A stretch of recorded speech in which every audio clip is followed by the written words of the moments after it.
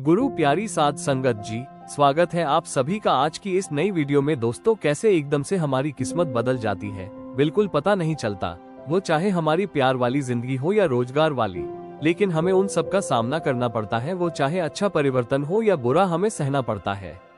आज हम इस कहानी में जानेंगे कैसे एकदम से हमारी किस्मत बदल जाती है। दोस्तों, उससे पहले स्वागत है आपका हमारे चैनल गुरु नानक साखी पर। आशा करते हैं आप सभी अच्छे और स्वस्थ होंगे। तो चलिए दोस्तों, ज्यादा समय न गवाएं, आज की यह कहानी शुरू करते हैं। एक बार की बात है, मुंबई की धूप बेरहमी से जल रही थी जब रमेश कुमार अपने माथे से पसीना पोंछ रहे थे और अस्त व्यस्त सड़कों पर अपना जर्जर ऑटो रिक्शा चला रहे थे। वाहन एक और लंबे दिन के तनाव से कराह रहा था। उसका इंजन ऐसे लड़खड़ा रहा था मानो वह अपने अस्तित्व के खिलाफ विरोध कर रहा हो। रमेश ने आह भरी, उसकी खुरदरी उंगलियां हैंडलबार के चारों ओर कस गईं। जीवन हमेशा से ही उनके लिए एक अथक संघर्ष रहा है। धारावी के एक तंग चाल में एक गरीब परिवार में जन्मे उन्होंने कठिनाइयों के अलावा कुछ नहीं देखा था।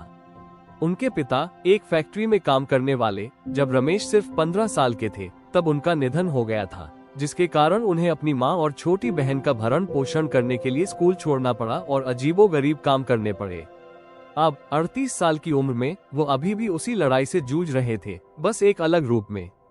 उनकी पत्नी लता 3 अलग अलग घरों में नौकरानी के रूप में काम करती थी। उनके हाथ फर्श साफ करने और कपड़े धोने से खुरदरे हो गए थे। उनका 12 वर्षीय बेटा अर्जुन उनकी एकमात्र उम्मीद था, एक होनहार लड़का जो इंजीनियर बनने का सपना देखता था। लेकिन निजी स्कूलों की फीस, किताबें और यूनिफॉर्म लगातार वित्तीय बोझ थे। उस शाम जब रमेश ने सड़क किनारे चाय की दुकान के पास अपना ऑटो पार्क किया तो उसने दिन भर की कमाई गिन ली, जो कल के ईंधन के लिए मुश्किल से पर्याप्त थी। अर्जुन की आने वाली स्कूल फीस की तो बात ही छोड़िए। उसने अपनी थकी हुई आंखें रगड़ी, ये सोचते हुए कि क्या जीवन कभी बदलेगा। कठिन दिन है ना? उसके बगल में एक आवाज आए। रमेश ने मुड़कर देखा तो एक बूढ़ा आदमी दिखाई दिया जिसकी लंबी सफेद दाढ़ी और तीखी आंखें थीं। वो मिट्टी के कुल्हड़ से चाय पी रहा था। उसके बारे में कुछ अजीब था, शहर की अराजकता के बीच शांति का एक आभास। हर दिन कठिन होता है बाबा, रमेश ने कड़वाहट से जवाब दिया। बूढ़ा आदमी हंसा। भाग्य ज्वार की तरह है बेटा, यह आता है और चला जाता है, लेकिन जब यह वापस आता है तो यह आपके सभी दुखों को धो देता है। रमेश के जवाब देने से पहले बूढ़े आदमी ने उसकी हथेली में एक छोटा जंग लगा हुआ सिक्का रख दिया। इसे अपने पास रखो, तुम्हारी किस्मत बदलने वाली है। और बस ऐसे ही वो भीड़ में गायब हो गया। अगली सुबह जब रमेश अपना ऑटो साफ कर रहा था तो सीट के नीचे से कुछ निकला, एक मुड़ा हुआ लॉटरी टिकट। उसने भौहें सिकोड़ी। उसने कभी लॉटरी टिकट नहीं खरीदे, वे पैसे की बर्बादी थे। लेकिन फिर उसे बूढ़े आदमी की बातें याद आ गईं। कंधे उचकाते हुए उसने शाम को अखबार में आए नतीजों के साथ टिकट की जांच की। उसका दिल लगभग रुक गया। सभी 6 नंबर मेल खा गए। उसने 1 करोड़ रुपए जीत लिए थे। पूरे 1 मिनट तक रमेश अविश्वास में टिकट को देखता रहा। फिर कांपते हाथों से वो घर की ओर भागा। जल्दबाजी में लगभग अपने ही पैरों पर ठोकर खा गया। लता, लता, वो चिल्लाया, उनके छोटे से घर में घुस गया। उसकी पत्नी चौंक गई। उसने प्लेट गिरा दी जो वो धो रही थी।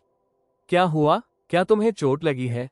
रमेश ने टिकट उसके हाथों में थमा दिया। हम जीत गए, हम अमीर हो गए। लता की आंखें चौड़ी हो गई जब उसने नंबर पढ़े, फिर पुरस्कार राशि। उसके पैर लड़खड़ा गए और वो फर्श पर गिर पड़ी। उसके चेहरे पर आंसू बह रहे थे।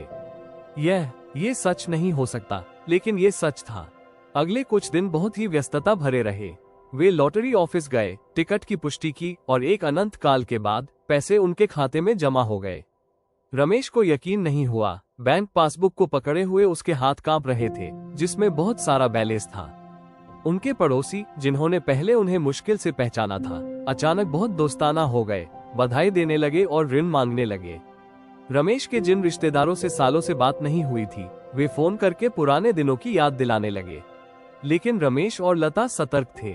उन्होंने देखा था कि अचानक धन कैसे लोगों को बर्बाद कर सकता है। उन्होंने पैसे का बुद्धिमानी से उपयोग करने का फैसला किया। सबसे पहले अपने सभी कर्ज चुकाए। फिर उन्होंने तंग चाल से दूर एक अच्छे इलाके में एक साधारण 2 बेडरूम का फ्लैट खरीदा। रमेश ने एक नया ऑटो रिक्शा खरीदा जो हर दूसरे दिन खराब नहीं होता था। लता ने नौकरानी की नौकरी छोड़ दी और घर से ही एक छोटा सा सिलाई का व्यवसाय शुरू किया, जिसका उसने हमेशा सपना देखा था। और अर्जुन, उसे शहर के सबसे अच्छे स्कूलों में से एक में दाखिला मिल गया। उसका भविष्य अब सुरक्षित है। सालों में पहली बार रमेश चैन की नींद सोया। उसे लगा जैसे दुनिया का बोझ उसके कंधों से उतर गया हो।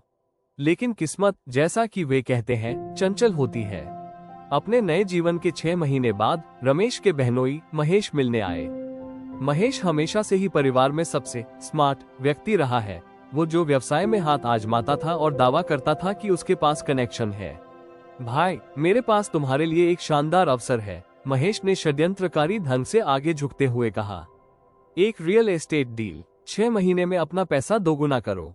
बड़े निवेशक भी इसमें पैसा लगा रहे हैं। रमेश हिचकिचाया। उसने पहले भी ऐसी योजनाओं के बारे में सुना था, उनमें से कई घोटाले साबित हुई। लेकिन महेश परिवार का सदस्य था और वो बहुत आत्मविश्वासी लग रहा था। लता की सलाह के खिलाफ रमेश ने 50 लाख रुपए का निवेश किया। पहले 2 महीने सब कुछ ठीक लग रहा था। महेश कभी कभी उसे अपडेट करता था, कहता था कि प्रोजेक्ट अच्छी तरह से आगे बढ़ रहा है। लेकिन चौथे महीने तक कॉल आना कम हो गया। फिर एक दिन महेश ने जवाब देना ही बंद कर दिया। घबराया हुआ रमेश महेश द्वारा बताए गए पते पर गया, लेकिन वहां एक खाली प्लॉट मिला। कोई निर्माण नहीं, कोई कंपनी नहीं, कुछ भी नहीं। उसके साथ धोखा हुआ था। इस एहसास ने उसे ट्रक की तरह झटका दिया। उसने अपनी आधी दौलत खो दी थी, वो पैसा जो उसके परिवार के भविष्य को सुरक्षित कर सकता था। लता टूट गई, लेकिन उसने मजबूत बने रहने की कोशिश की। हमारे पास अभी भी कुछ बचत है, उसने धीरे से कहा। हम मैनेज कर लेंगे। लेकिन रमेश टूट चुका था।